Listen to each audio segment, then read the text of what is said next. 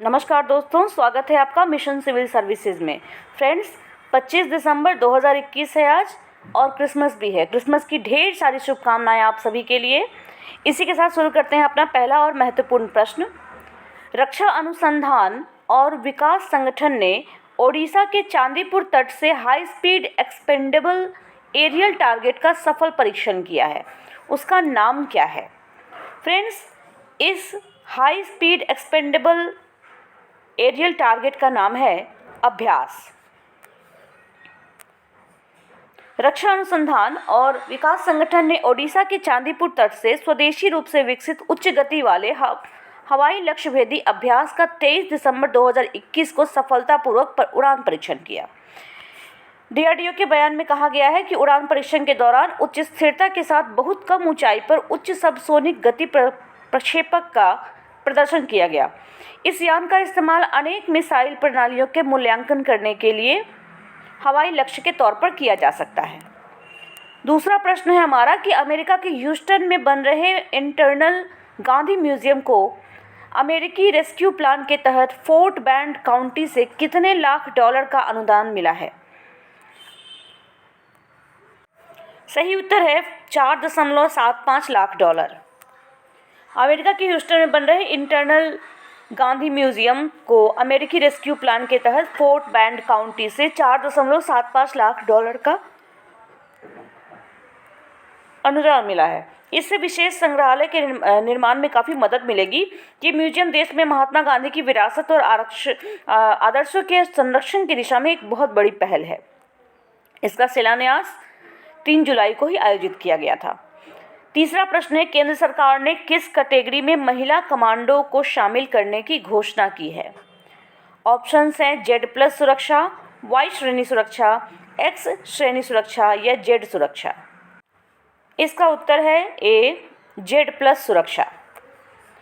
केंद्र सरकार ने देश में VIP सुरक्षा को लेकर बड़ा फैसला किया है। CRPF ने अपनी VIP सुरक्षा इकाई में 32 महिला कमांडो की अपनी पहली टुकड़ी को तैयार किया है और अब उन्हें दिल्ली में स्थित शीर्ष Z+ सुरक्षा घेरा प्राप्त लोगों की रक्षा करने का काम सौंपा जाएगा। Z+ सुरक्षा देश की दूसरी बड़ी सुरक्षा है। इसमें 36 सुरक्षाकर्मी होते हैं और इसमें 10 NSG और SPG कमांडो होते हैं। साथ ही कुछ पुलिस बल भी शामिल होते हैं। इसमें इंडो तिब्बत बॉर्डर पुलिस और CRPF के जवान भी सुरक्षा में तैयार होते हैं। ये Z+ सुरक्षा होती है। भारत में राष्ट्रीय उपभोक्ता अधिकार दिवस इनमें से किस दिन मनाया जाता है? 24 दिसंबर, 12 मार्च, 15 मई, 28 अगस्त। सही उत्तर है A 24 दिसंबर। हर साल 24 दिसंबर को भारत में राष्ट्रीय उपभोक्ता दिवस यानी नेशनल कंज्यूमर राइट्स डे मनाया जाता है। ये दिन लोगों को संरक्षक आंदोलन के महत्व को उजागर करने का एक मौका प्रदान करता है। राष्ट्रीय उपभोक्ता अधिकार दिवस लगातार 2000 से मनाया जा रहा है। इस बार इसका थीम प्लास्टिक प्रदूषण से निपटना है। पांचवा प्रश्न है, किस भारतीय खिलाड़ी ने यूरोपियन देश मोंटेनेग्रो में हुई स्कीइंग की अंतर्राष्ट्रीय प्रतियोगिता में कांस्य पदक जीत लिया है? सही उत्तर है B आंचल ठाकुर। यूरोपियन देश मोंटेनेग्रो में हुई स्कीइंग की अंतर्राष्ट्रीय प्रतियोगिता में मनाली की आंचल ठाकुर ने इतिहास रच दिया है। इन्होंने अल्पाइन में भारत के लिए कांस्य पदक जीता है। इसके पहले इन्होंने 2018 में भी टर्की में हुई स्कीइंग की अंतर्राष्ट्रीय प्रतिस्पर्धा में कांस्य पदक जीता था। ये देश की पहली महिला खिलाड़ी बन गई हैं जिन्होंने स्कीइंग में भारत के लिए किसी अंतर्राष्ट्रीय प्रतियोगिता में 2 कांस्य पदक जीते हैं। छठा प्रश्न है, IPL टीम सनराइजर्स हैदराबाद ने इनमें से किस पूर्व खिलाड़ी को बल्लेबाजी कोच नियुक्त किया है? ऑप्शन है Ricky Ponting, Kapil Dev, Michael Vaughan, Brian Lara. इसका सही उत्तर है D Brian Lara. West Indies cricket के सबसे बड़े बल्लेबाज और अंतर्राष्ट्रीय क्रिकेट में 22,000 से ज़्यादा रन बनाने वाले ब्रायन लारा इस बार IPL में सनराइजर्स हैदराबाद के साथ जुड़ गए हैं। लारा को क्रिकेट का कि इस टीम का बैटिंग कोच बनाया गया है। इसके साथ साथ वे स्ट्रेटेजिक एडवाइजर की जिम्मेदारी भी निभाएंगे। वीवीएस लक्ष्मण नेशनल क्रिकेट अकादमी में दायित्व लेने के बाद सनराइजर्स ने ये फैसला लिया कि लारा क्रिकेट इतिहास के दिग्गज खिलाड़ियों में से एक है, इसलिए वो एक अच्छे कोच साबित हो सकते हैं। इन्होंने 131 टेस्ट मैचों में 11,953 रन बनाए हैं। लारा का इस फॉर्मेट में सर्वश्रेष्ठ स्कोर नाबाद 400 रन है। किस राज्य के मुख्यमंत्री ने राज्य के दुर्गम और पिछड़े क्षेत्रों में स्वास्थ्य सेवाएं उपलब्ध कराने हेतु मुख्यमंत्री वायु स्वास्थ्य सेवा एयर एम्बुलेंस की शुरुआत की है? ऑप्शन है बिहार, झारखंड, ओडिशा, मध्य प्रदेश। सही उत्तर है सी, ओडिशा। ओडिशा के मुख्यमंत्री नवीन पटनायक ने राज्य के दुर्गम और पिछड़े क्षेत्रों में स्वास्थ्य सेवाएं उपलब्ध कराने हेतु मुख्यमंत्री वायु स्वास्थ्य सेवा एयर एम्बुलेंस की शुरुआत की है। इस योजना के तहत पहले चरण में राज्य के 4 जिलों मलकानगिरी, नबरंगपुर, कालाहांडी और नुआपाड़ा के लोगों के लिए निःशुल्क सेवाएं प्रदान की जाएंगी। इसके तहत विशेषज्ञ डॉक्टर जिला मुख्यालयों के अस्पतालों से रोगियों तक पहुंचेंगे और ये प्रमुख रूप से राज्य के आर्थिक रूप से कमज़ोर वर्ग के लोगों की सेवा करेगी। 8वां प्रश्न है हमारा कि केंद्र सरकार ने अप्रैल 2022 से 100% साक्षरता के लिए किस अभियान को शुरू करने की घोषणा की है? ऑप्शंस हैं स्वच्छ भारत अभियान, नव भारत साक्षरता अभियान, ग्रामीण डिजिटल साक्षरता अभियान या इनमें से कोई नहीं। इसका सही उत्तर है बी, नव भारत साक्षरता अभियान। केंद्र सरकार ने 100% साक्षरता के लक्ष्य को हासिल करने के लिए अप्रैल 2022 से नव भारत साक्षरता अभियान को शुरू करने की घोषणा की है, जिसके लिए कैबिनेट नोट को अंतिम रूप दिया जा रहा है। इस अभियान के तहत ऑनलाइन और ऑफलाइन माध्यम से देश में 15 वर्ष या इससे अधिक आयु के वर्ग के 5 करोड़ निरक्षर लोगों को इसके दायरे में लाने का लक्ष्य रखा गया है। 9वां प्रश्न है मेडिकल ऑक्सीजन की बर्बादी को रोकने के लिए देश ने नेशनल ऑक्सीजन स्टीवर्डशिप प्रोग्राम शुरू किया। ये प्रोग्राम कौन से देश ने शुरू किया है? इसे शुरू किया है हमारे अपने ही देश भारत ने।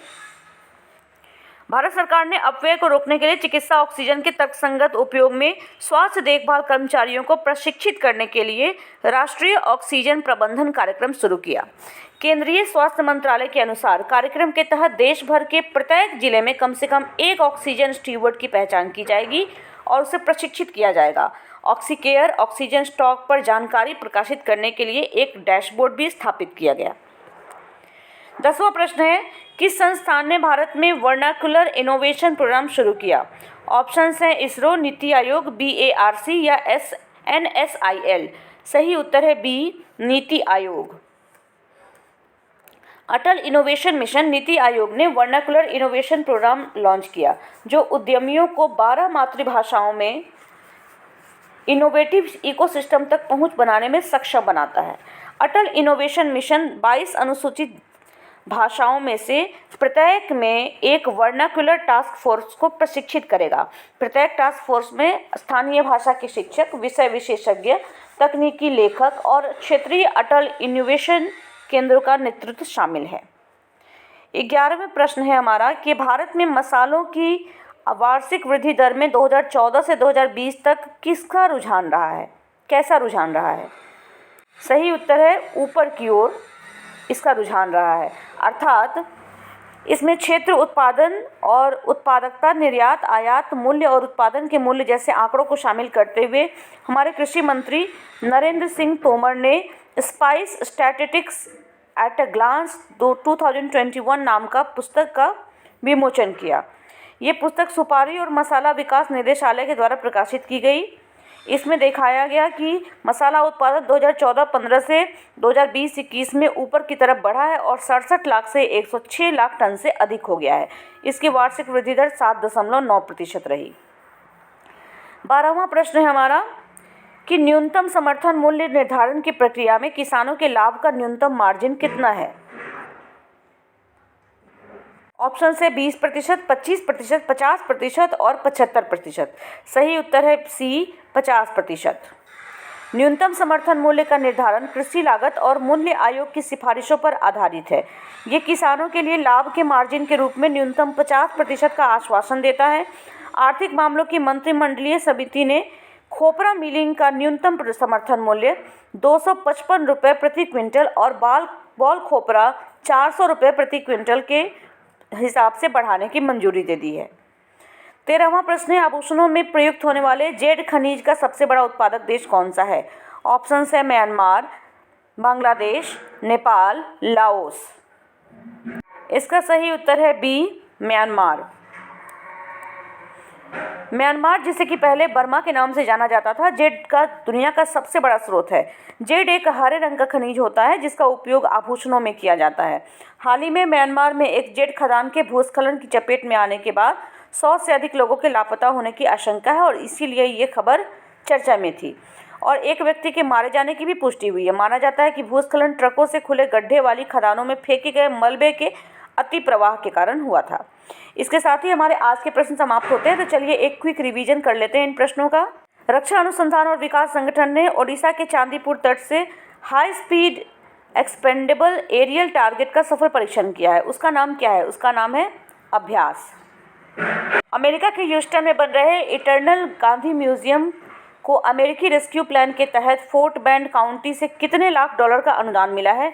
यहाँ अनुदान मिला है 4.75 लाख डॉलर का। केंद्र सरकार ने किस कैटेगरी में महिला कमांडो को शामिल करने की घोषणा की है? ये घोषणा Z+ सुरक्षा कैटेगरी के लिए की गई है।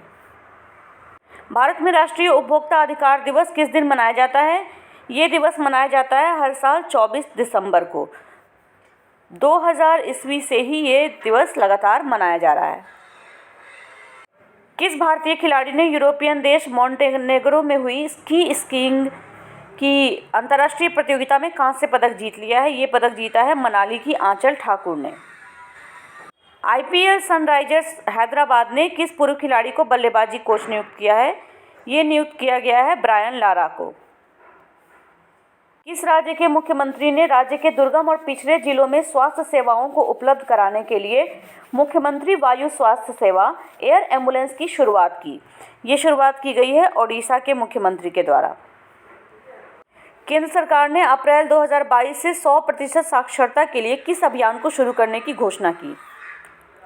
ये घोषणा की गई है नव भारत साक्षरता अभियान के द्वारा, जिसमें 15 वर्ष या इससे अधिक उम्र के निरक्षरों को इसके दायरे में लाकर साक्षर बनाया जाएगा।